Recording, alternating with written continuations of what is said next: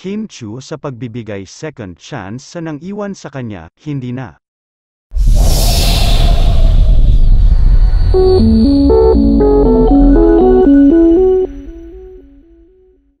Tila hindi naniniwala ang kapamilya TV host-actress na si Kim Chu sa pagbibigay ng second chance sa mga taong nakasakit sa kanya. Ito ay kanyang ibinahagi sa nagdaang segment ng Especially for You ng It's Showtime noong Miyerkules, February 21. Nausisa kasi si Kim ng kanyang co-host na si Vong Navarro kung magbibigay ito ng pangalawang pagkakataon sa kanyang naging karelasyon kung sakaling ipinaglaban siya nito. Base kasi sa kwento ng mga guests na dating magkasintahan, isa sa naging isyu ng kanilang paghihiwalay ay dahil sa pagtutol ng magulang. Sa halip kasi na ipilit ng lalaki ang kanilang pagmamahalan ay mas pinili na lang niyang sundin ang desisyon ng ama ng dating kasintahan. Pero kapag ikaw yun Kim, kapag ipinaglaban ka, anong dapat bang gawin? Halimbawa ikaw si Ann, pinaglaban ka ni NJ, kunyari lang, baleng ni Vong sa dalaga. Sagot ni Kim, syempre mas nakakababae kapag ipinaglalaban ka, pero rerespetuhin natin sa kung yan lang ang kanyang kaya. Nang nagsimula na ang paghahanap ng bagong kaibigan ni Searcher ay napag-usapan kung totoo bang nagmamahal ang taong madaling magparaya. Ayon sa isang searchee, naniniwala siyang kahit palayain niya ang taong mahal niya, kung para talaga sila sa isa't isa ay muli silang magtatagpo.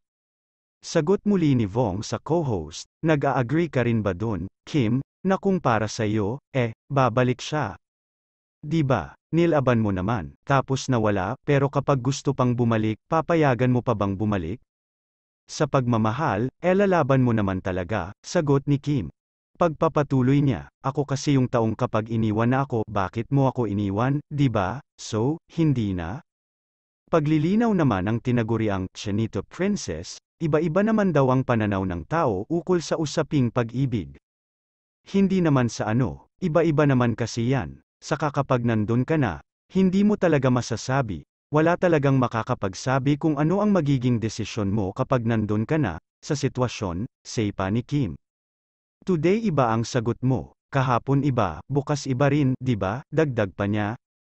Marami tuloy ang nag-ugnay ng sagot ni Kim sa hiwalayan nila ng ex-boyfriend na si Sian Lim na tila wala ng second chance na magaganap sa dalawa. Sa ngayon ay inamin naman ng aktres na hindi niya prioridad ang paghahanap ng pag-ibig.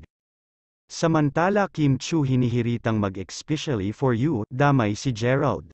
Hindi mapigilan ng mga netizens ang kulitin ngayon ang TV host-actress na si Kim Chu matapos ang kanilang kulitan ng mga It's Showtime host sa segment na Especially for You. Noong February 9, sinabi ni Vice Ganda na sana ay ibigay na ng Panginoon ang mga hinihiling ng puso ng kaibigan. Pero serious yun, may the Lord give you what your heart desires, whatever it is, say ni Vice Ganda kay Kim. Sagot naman ng dalaga, salamat, thank you, in time. Pagkatapos nito ay biniro naman ni Kim ang babaeng searchee na umalis sa pwesto nito na siyang ikinaaliw ng madlang people. Ay gusto mo talaga, parang gustong sumalang madlang people, abangan natin sa mga susunod na linggo kung sinong espesyal na tao ang uupo rito, say ni Vice. Hirit pa ni Vong kay Kim, may Valentine's Day special tayo. Sa mga madlang people na nanonood sa kanilang telebisyon, kung magte-trending po ito, use the hashtag, natatawang sabi naman ni Jong. Ang uupo para makita ang tatlong applicants para makadate si Kim kung sakali. Sabi naman ng dalaga, tama na hirap na ako. Kaya naman hindi nakatakataka kung biglang mag-trending si Kim sa X, dating Twitter.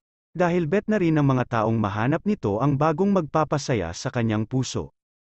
At kasabay nga nito ay ang pag-trending ng ex-jowang si Gerald Anderson na siya raw uupo bilang ex, at tutulong sa kanyang pumili ng makakadate. Kim Chu at Gerald Anderson for Especially for You Special Edition on February 14, saad ng isang netizen. Comment naman ng isa, sana sa Valentine's Day edition ng Especially for You, si Kimi ang sumalang hahaha tapos labas si Papa Paulo para promote na din ng WWWSK, what's wrong with Secretary Kim, ang aliw talaga siguro if nasa Especially for You ang Kimerald, pumayag na kayo Kim Chu at Gerald, JSQ hahaha. Hirit naman ng isa, abang-abang na lang tayo dahil malay natin at pumayag ang dalawang partido lalo na at in good terms naman silang dalawa.